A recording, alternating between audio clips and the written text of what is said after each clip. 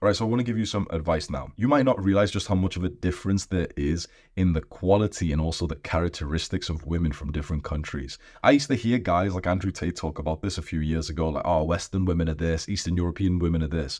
And I never really took it seriously. I even heard guys 10 years ago talk about Western women are this. I don't know why, but I always had this idea of like, oh, it's not that different, even though I hadn't even traveled that much. Now that I've actually experienced like quite a few different countries and locations and kinds of women, I can tell you there's a huge fucking cultural difference in how women behave when it comes to dating. Like when I've went to Thailand and Bali, the one conclusion that I left with, which made me realize why so many guys like going there, is because their women, the culture is to actually like and respect each other, and particularly to even still like the opposite sex. It's like you'll speak to like a Thai girl in Thailand and it's like she almost automatically likes you. Whereas if you speak to like Western women in general, it's like they're a lot more standoffish. They're a lot more like starting on the dislike up until you prove that you are like good enough or you're attractive enough. So I went to Thailand for the first time in 2022 with a white friend of mine. And I swear that once we got there, his Tinder exploded and he was getting more attention than he had ever had before. I had always heard like, oh yeah, like white guys do well in Thailand. I didn't realize till I was there and I saw the difference and I was like, holy shit, I didn't realize it would create that much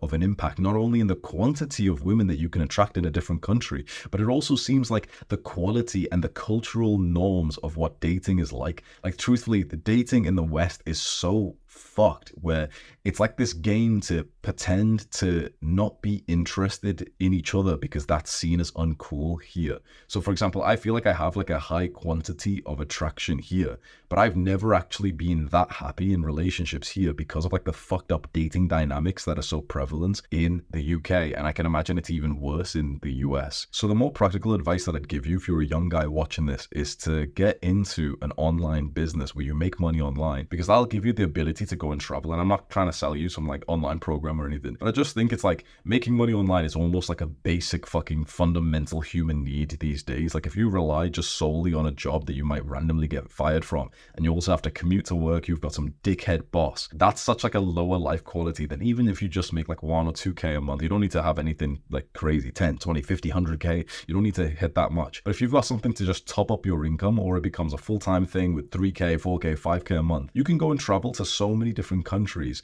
book some Airbnbs, stay there for like a month, have like a lovely experience there where you're working but you're also kind of enjoying the social life of things. And you can go and see over the next year 5, 10 different countries, go on a date in each country just to kind of like see what the local women are like. One thing that I found interesting was that in Bali, I realized that even the Western women there were way higher quality than I'd normally see like in the West. Because the people who would go to a different country, like this sort of spiritual, wholesome country like Thailand, Bali, where there's quite a lot of like happy, healed, loving people in those countries. You know, I've seen the same social media influencer stuff that you've probably seen. Like there's cringe people in every country. There's cringe like white Western people who go to Thailand and they take a lot of drugs or whatever.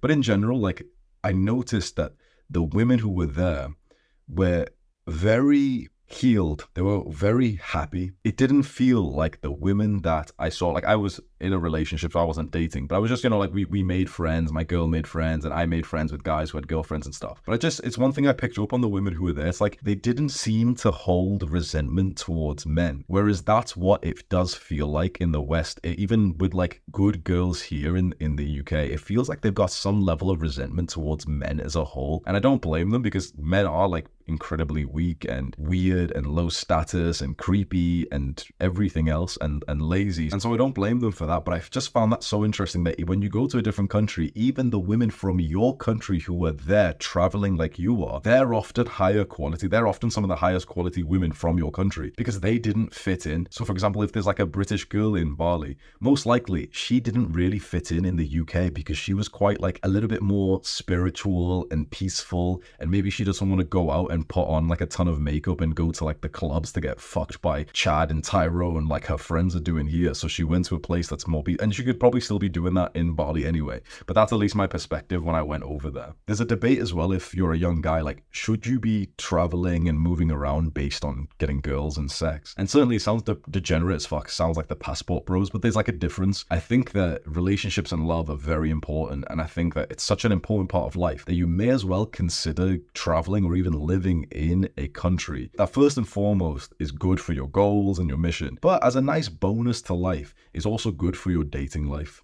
Like, there's a phrase that I really like, which is go where you're treated best. Like, if you're in a country right now that it feels like it's really hard to meet a good woman, it feels like your dating life is absolutely whack, maybe your social life is whack, maybe even your work life is whack, then it's not a crazy thing to consider just moving over. Like, I know personally of people who were literally always depressed and unhappy here in my hometown in the UK. They moved to Australia and then they literally became happy, productive people instantly and started to finally achieve goals. I know the same thing with guys who went from here to Thailand and then they've never come back because they were literally happier there, more productive there, less depressed, and also enjoying an important part of life, which is women. And so even though it feels a little bit degenerate to say this, I would literally tell you, like, consider traveling around, enjoying like some holidays over the next few years, and then you might even end up finding a place that you really want to settle in. In terms of work and in terms of my mission, in terms of my productivity and focus, I've always done so much better in the UK than like Thailand, Bali. I'd like to be there because it's a lovely kind of place. It's warm, it's spiritual, it's wholesome. You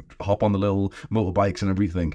But my goals suffer when I'm there. Interestingly, my goals are awesome here in the UK, but also so is my dating life. So this is a quick final tip for the brown guys. I think UK by far is the best country that I've been to for my own dating life. Every other country I've been to has been either a little bit worse or significantly worse than the attention and attraction that I get from girls here in my own home country, which is something I'm kind of grateful for. Hope that helps you. Thank you for listening to me. Mwah.